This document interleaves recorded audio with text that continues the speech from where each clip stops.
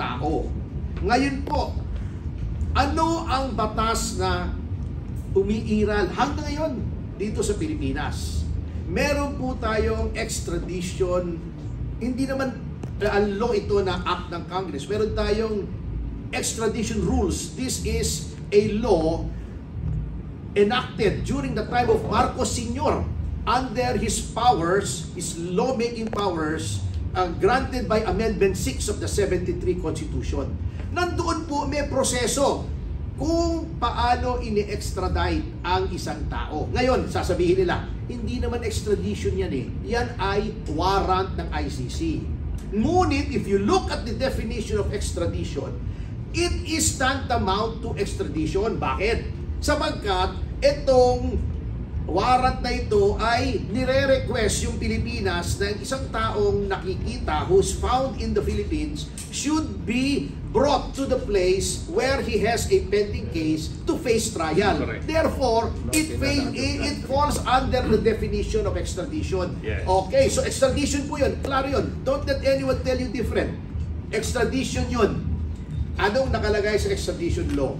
I-request po dapat nung requesting state or requesting authority sa DFA ng Pilipinas.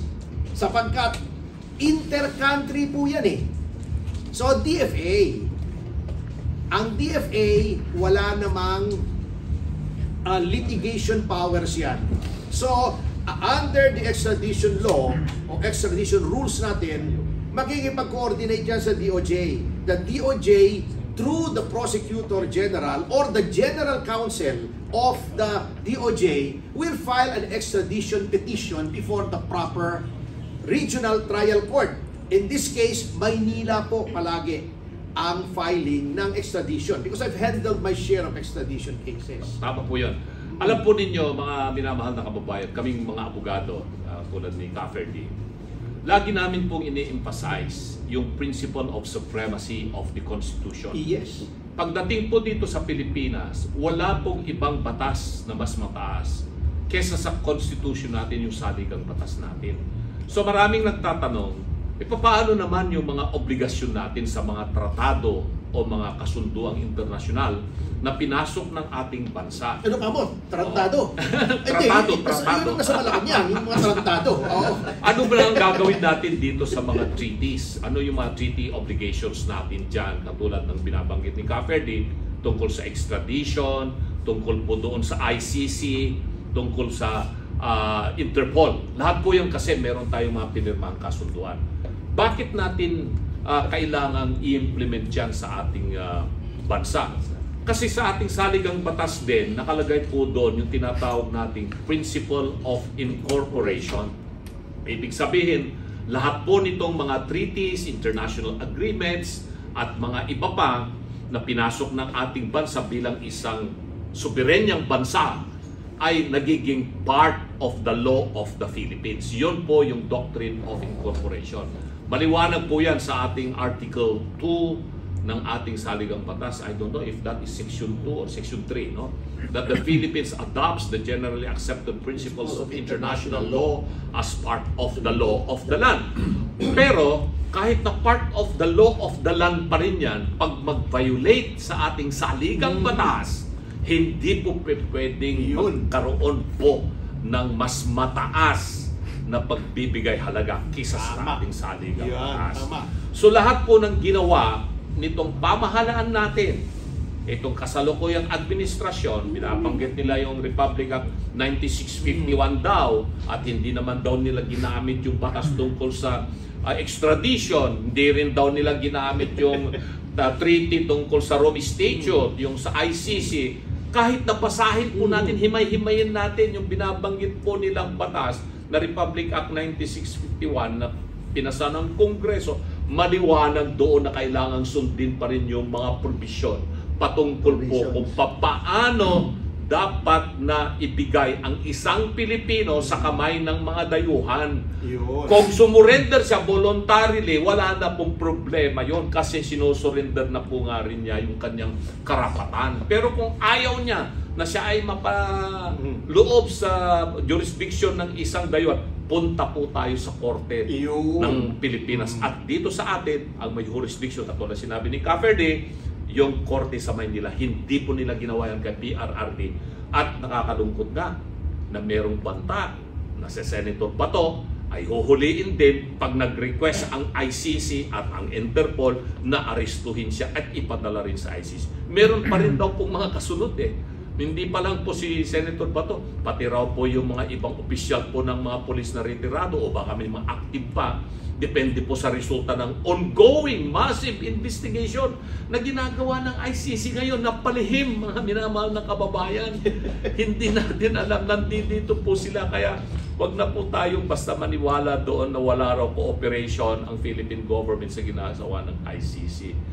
Kung nagawa po nila yan kay Tatay Digong, gagawin po nila yan sa lahat po ng kanilang mga katunggali sa politika. Ito lahat po ay political persecution. Witch hunt ito. Tama yung sinabi Witch hunt. ni Witch hunt. Miguel Zubiri. Witch hunt or vampire hunt or werewolf hunt or whatever you are going to call it. Pero bago tayo pumasok dyan muli sa masalimot o usaping legal, papatiin muna natin ang aking kapatid. Opo, sa inyo lahat, I'm really blessed today.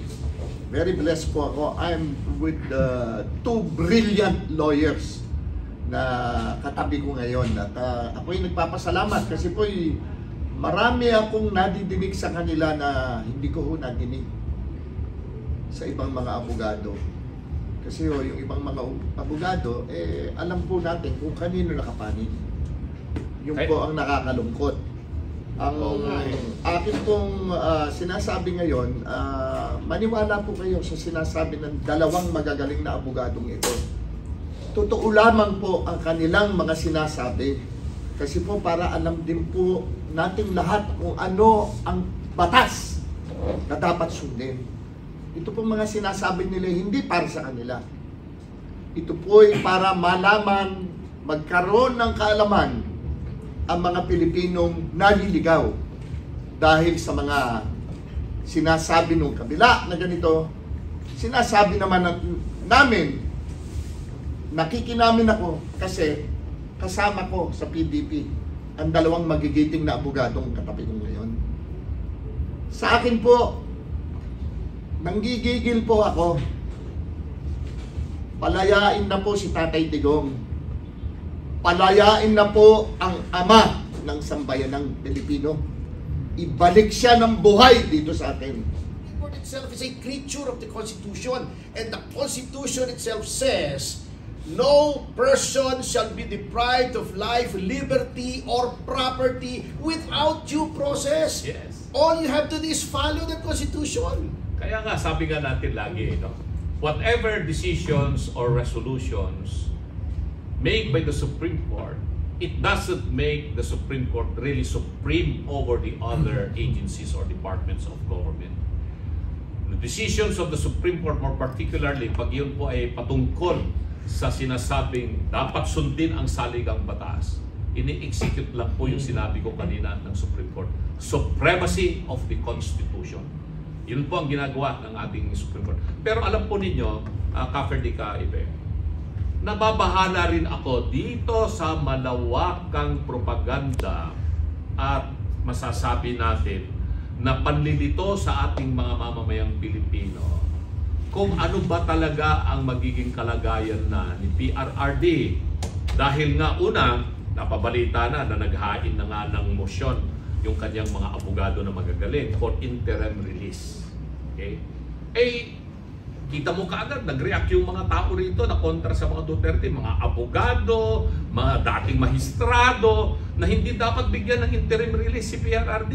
Hindi dapat maging dahilan yung kanyang matanda na at siya ay may sakit o mahina ang katawan. Kasi baka siya ay tumakas o hindi na magpakita at ganito. Ganyan. Ang dami na kaagad na kanilang mga propaganda na nilalabas. Ang target nila, hindi po yung audience doon sa ICC, kung hindi, mga Pilipino, para mawalan po ang tiwala kay PRRD. So ang labanan na ito dito sa Pilipinas, politika pa rin ito. Perception of the people about PRRD and his current situation. Pangalawa, yung pa rin issue, nag-file ng motion na resolve the issue of jurisdiction. of the ICC na kailangan resolbahin nila. Meron bang jurisdiction ng ICC pagkatapos na umalis na ang Pilipinas sa Rome Statute? Pagkatapos na hindi siya sinunod, hindi sinunod ng custodian state ang Pilipinas, yung requirement ng Rome Statute na kailangan mo nang dinala sa PRRD sa korte. These are what we call in law, simple sa aming mga abogado ito, these are what we call questions that are prejudicial before you go to trial. And that is part of due process. Mamaya, ikukoneksyon natin yan sa impeachment. Anything related to issue of jurisdiction is part of the trial. Before you can go to trial proper, resolve first those issues pertaining to jurisdiction. Hindi yung pagdidelay, hindi yung pagsasabi na ito ay ginagawa upang hindi matuloy ang trial o kaya madelay ang trial. Because what if you go to the trial yet the issue of jurisdiction is not resolved and then eventually that issue is decided na wala nang jurisdiction ang korte? Sayang. Eh di sayang lahat. So ito ngayon, pero pagpakinggan mo itong salita ng mga abogado dito sa Pilipinas, unfortunately, no? These are brethren in the legal profession. Pag magsalita sila, guilty na si Tatay Digong. Kailangan na ikulong na yan, talagang parusahan na yan ng imprisonment of life or whatever pursuant to the rules of the ICC. Hindi po tama yun. Alam mo kung bakit? Kasamang Raul, ang Integrated Bar of the Philippines natin ngayon, hindi lamang walang silbi, kundi partisan na po. Paano mo nasabi yan? Nagugunita niyo po yung issue ni Bicoy.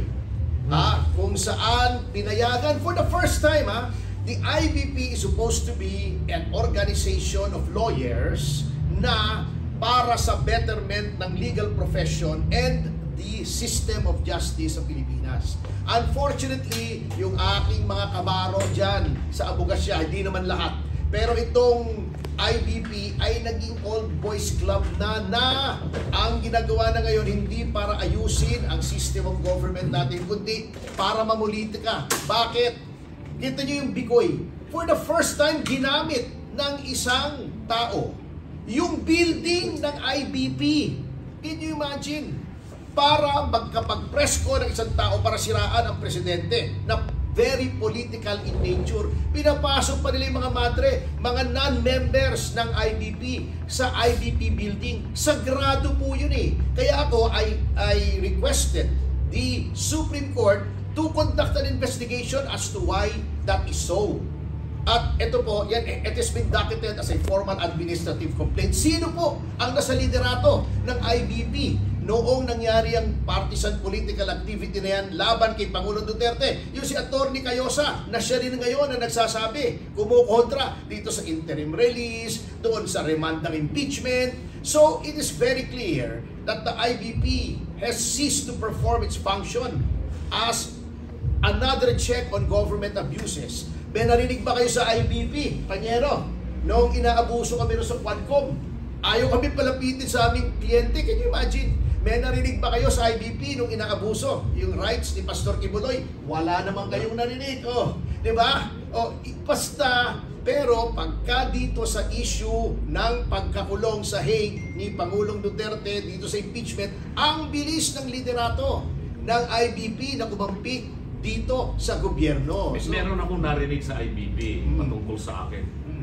Gusto nila akong padisbar. Yan, dahil sa pagkampi ko kay PRRD. Sinagot ko na yan. Meron na akong sagot yan. Hindi ko na tatalakayin yan kasi nasagot ko na po yan. So, hindi ko nga dinidiscuss sa media kung ano yung sagot ko dyan.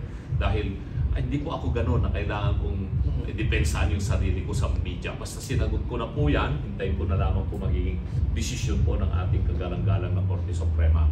Pero ito ang maliwanag dito, Caverdia, Kaipe. Ang gustong mangyari nitong mga kumokontra sa mga Duterte, kay PRRD, kay BP Sara at sa mga iba pang mga Duterte, mawala sila sa political equation. 2028 na po ang tinitingnan. Kaya super laki ng, hindi natin alam kung budget yan, pero makikita natin sa mga ginagawa ngayon ng media interview ng kung sino-sinong tao. Meron pa silang plano yata na by itong July 22 yata, pupunta sila sa Supreme Court, pupunta sila roon sa tinatawag nilang People Power Monument to demand for the impeachment of VP Sara, etc. And at the same time, manawagan din po sila na dapat nang matuloy yung trial ni PRRD at masintensyahan na siya whatsoever. And they are even going to oppose yung sinasabi na huwag bigyan ng interim release of Dalsin sa kung anong bansa. Sila ba ay makatao talagang they really believe for human rights of individuals? Kung talaga po may puso po sila para po sa human rights ng isang ordinaryong tao, Pilipino man or hindi, dapat sabihin nila, resolbahin nyo na kagad yung issue ng jurisdiction dyan sa ICC para malaman kung talagang meron bang jurisdiction ang ICC. Dahil pag nagdesisyon itong korte sa baba, para naman mai-appeal doon sa appeal body ng ICC kung tama yung kanilang magiging desisyon dito. At saka yung issue ng interim release. Resolbahin din bago dumating yung September 23 pa yun, yung pagbasa ng indictment. At ito ang nakakagulat mga minamahal na kababayan. Kung yung ICC rules and regulation, ngayon pa lang sila nangangalap ng mga ebidensya. Hindi ba? Ngayon pa lang sila nangangalap ng ebidensya at yung sinasabi nilang 30,000 na mga nawalang mga Pilipino sa EJK related to war on drugs. Tapos sabihin pa, baka malamang itinapon sa taal. Yun. Niling pa. Niling pa. Baka sasabihin pa nila na yung issue naman na missing sa Bungero ay pareho lang daw ng mga pulis na involved din sa EJK. Mga taga-Batangas na pulis yan di ba? Samantalang itong pagkaso kay PRRD, sa Davao nangyari. Ito sa anong link dyan? Sabi ko, ito lahat talagang hirap na hirap silang pagdugtong-dugtungin yung istorya para lang malito ang taong bayan. Ginugulo nila. Ginugulo nila yung istorya. No? At ito ang maliwanag mga minamahal na kababayan. Ang ating maestrado, ang Korte Suprema, naglabas na ng kautusan, di ba? Patungkol naman po dito sa impeachment, di ba? Ni VP Sara.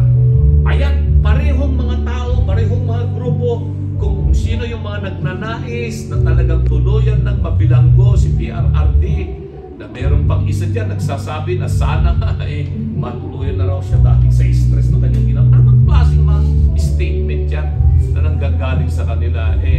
Mga mapagmahal daw po sila ng simbahan whatsoever. Pero kitang-kita natin, ako hindi kumibo ng mahigit isang linggo patungkol po sa issue na ito. Pero panahon na tayo muli ay kailangan pong harapin natin lahat itong mga ginagawa ng mga nasa kabilang grupo. Dahil sama-sama na sila yung iba-ibang mga kulay. Kulay rosas, kulay dilaw, at kulay pulang-pula. Mga komunista. Di, terorista yung mga yun. Komunista, ligaw pa yun Sama-sama na sila, no? Dito, at iisa lang yung kanilang katunggali ngayon. Ang ating mahal na Tatay Digong at VP Sara. At gusto nilang mawala ulit yan. So, nandito po kami ngayon sa PDP Laban National Headquarters para sa isang prayer meeting ng aming partido at ng mga membro po ng PDP Laban. At ang theme po namin dito ay Free Duterte Now. Bring him home alive in the Philippines. Yun po yung aming panawagan. Alam mo yung Bring Him Home na kanta, di ba? Sa Dennis Rap yan? Yes. Bring Tama. him home. Dapat mamaya kantahin mo. Dapat kantahin mo yan. Kantahin mo yan. Yung kinakanta yung Bring Him Home na kanta sa Ikaw Dennis lang ang Rap. pwedeng kumanta niyan. Dahil Wala alam na ko yung iba. tema ng Hindi ko kabisado yung lyrics Alam ko yung tono, pero yung basahin mo lyrics na lang. hindi ko alam. May karaoke dyan mamaya, mag-karaoke tayo. Yeah. ng Dennis Rap. Nag-umpisa na sila.